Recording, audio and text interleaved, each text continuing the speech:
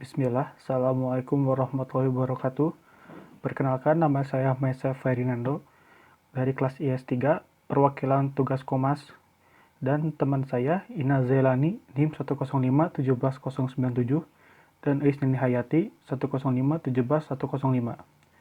Pada kesempatan kali ini, saya akan membahas aplikasi kesehatan, yaitu aplikasi Halodoc. Oke, kita mulai dari latar belakang. Halodoc merupakan sebuah aplikasi asal Indonesia yang dibuat pada tahun 2016. Lalu, apa tujuannya aplikasi ini dibuat? Singkatnya, karena generasi milenial sekarang itu kebanyakan malas ketika berobat ke dokter di rumah sakit ataupun di klinik. Hal itu terjadi karena generasi milenial itu malas untuk antri. Dan juga bagi orang-orang yang sibuk dengan pekerjaannya, tidak bisa meluangkan waktunya dengan adanya masalah itu, maka hadirlah aplikasi ini. Oke, ke slide 3. Siapakah orang di balik layar atau CEO aplikasi tersebut? Dia adalah mahasiswa lulusan Curtin University di Australia. Dia adalah Jonathan Sudarta. Dia memiliki riwayat 14 tahun di dunia medis. Jonathan pernah menjabat sebagai Commercial Director dan Business Development Director di Mensa Group, yaitu merupakan sebuah perusahaan penjual alat medis. Nah, dari pengalaman ini, Jonathan bertekad untuk membantu dan melayani masyarakat, terutama di bidang kesehatan dengan cara yang mudah. Lalu ke slide berikutnya. Lalu apa itu Halodoc? Bagaimana cara kerjanya? Jadi, Halodoc adalah ekosistem layanan kesehatan terpadu dan terintegrasi hasil gabungan dua aplikasi kesehatan LabCongs dan Apotik Antar yang memungkinkan pengguna aplikasi ini mendapatkan akses terhadap layanan kesehatan secara mudah.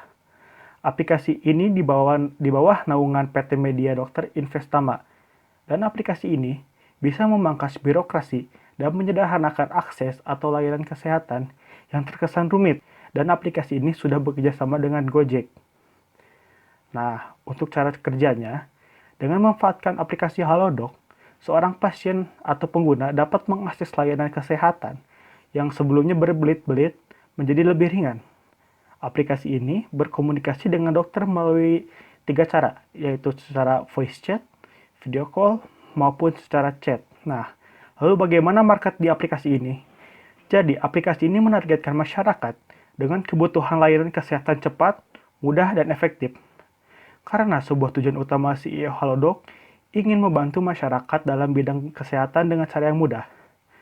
Lalu, Halodoc menargetkan pengguna web dan pengguna smartphone dengan disediakan pada platform Android dan iOS dalam penyebar aplikasinya.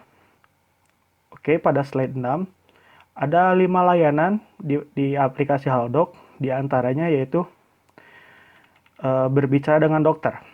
Layanan ini menjadi unggulan aplikasi ini, yaitu pengguna bisa menghubungi dokter secara voice call, video call, ataupun chat. Oke, yang kedua, beli obat. Jika pasien telah mendapatkan resep obat dari dokter, maka pasien bisa membeli obat di aplikasi Halodoc. Halodoc sudah bekerja sama dengan Gojek untuk membuat fitur GoMed. Lalu yang ketiga, layanan antar obat Halodoc Go. Ini juga merupakan bagian unggulan dari aplikasi ini. Pengguna yang sudah membeli obat tidak perlu repot-repot mengambil ke apotek ataupun rumah sakit. Karena Halodoc sudah bekerja sama dengan Gojek, maka driver Gojek akan mengirim obat ke rumah. Yang keempat adalah layanan rumah sakit. Jika pasien yang sudah menghubungi dokter, namun kata dokter harus dirujuk ke rumah sakit, maka layanan ini bisa membantu pengguna untuk menemukan rumah sakit terdekat dan dokter spesialis yang sedang praktek di rumah sakit tersebut. Oke, yang slide kelima ada pemeriksaan lab. Jadi layanan ini meringankan para pengguna jika tidak memiliki waktu untuk memeriksa diri di lab secara langsung. Pasien dapat memilih jenis pemeriksaan berdasarkan paket yang tersedia dalam fitur pemeriksaan lab dengan bantuan dari dokter. Namun, pemeriksaan ini tidak disarankan. Lebih baik datang ke lab untuk hasil yang lebih baik dan akurat. Oke, berikutnya ada transaksi. Aplikasi ini menggunakan metode pembayaran menggunakan wallet, GoPay, dan kartu kredit untuk setiap komunikasi dengan dokter dan pembelian obat. Nah, dana saldo elektronik ini memiliki batas sebesar 2 juta rupiah. Saldo tidak bisa dipindah tangankan kepada orang lain. Nah, di Slide ini ada statistik pengguna. Bisa dilihat slide ini, aplikasi Halodoc unggul dibanding aplikasi yang lain. Karena aplikasi Halodoc memiliki layanan dan fitur unggulan yang tidak dimiliki oleh aplikasi lain. Dari tahun 2016 sampai tahun 2020, Halodoc memiliki 7 juta pengguna yang aktif. Berikutnya, hal yang bisa dikembangkan oleh Halodoc. Menurut kelompok kami, ada beberapa hal yang bisa dikembangkan, yaitu meningkatkan pelayanan dalam kualitas sistem dan informasinya, serta melakukan inovasi dalam fitur-fitur layanan yang tersedia. Hal ini dikarenakan sistem informasi yang baik dapat meningkatkan kepuasan pengguna dan peningkatan pengguna pada masa yang akan datang. Peningkatan kualitas dapat dilakukan dengan pengurangan jangka waktu antri pasien terhadap dokter yang melayani, pelayanan tanya dokter, dan perbanyak jumlah dokter yang tersedia pada waktu-waktu tertentu. Karena beberapa dokter selalu penuh, terutama pada malam hari.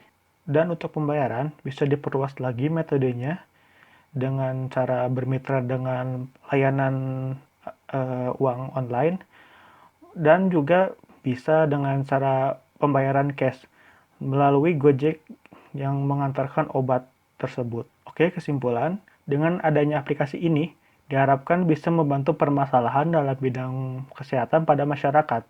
Halodoc sudah menjadi salah satu pelopor konsultasi, yang mana pengguna bisa membayar lebih murah, bahkan tanpa adanya biaya. Namun, dengan adanya aplikasi ini, tidak menghapus atau menghentikan peran rumah sakit yang seutuhnya. Oke, terima kasih atas waktunya. Mohon maaf apabila ada kesalahan dari materi maupun cara pengucapan atau penyampaian, karena kesempurnaan hanya milik Allah semata. Wassalamualaikum warahmatullahi wabarakatuh.